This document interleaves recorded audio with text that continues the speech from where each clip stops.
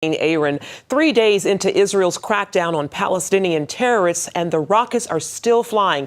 Israel is striking back at Hamas hideouts in Operation Protective Edge.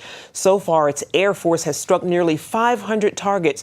But as Chris Mitchell reports, Israeli civilians are still running for their lives. Millions of Israeli civilians are taking cover in bomb shelters as Hamas continues its rocket and missile bombardment out of Gaza.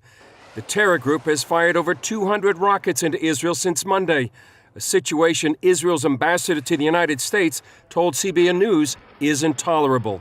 We've got about 3/4 of our population that had to go into bomb shelters. So to put that in American terms, and you're talking about over 200 million Americans who'd have to go in bomb shelters. Now, what do you think the American people would want their government to do, the American military to do, if they were faced with rocket attacks from a neighboring territory where 200 million people are rushing into a bomb shelter? Israel's Iron Dome missile defense system has reportedly had a success rate of about 90% so far in shooting down those Hamas missiles.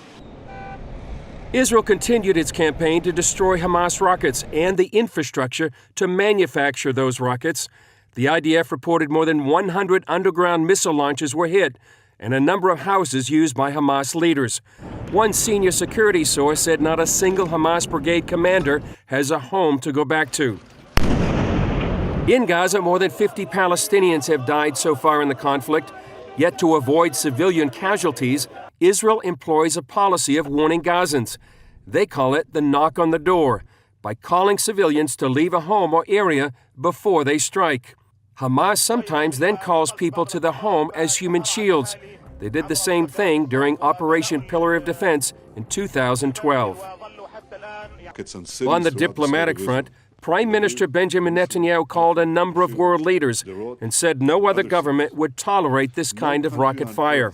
Netanyahu and Israeli Defense Minister Moshe Ya'alon said the operation would not be over quickly. Meanwhile, more reservists are being called up within Israel as it prepares for a possible ground invasion. Chris Mitchell, CBN News.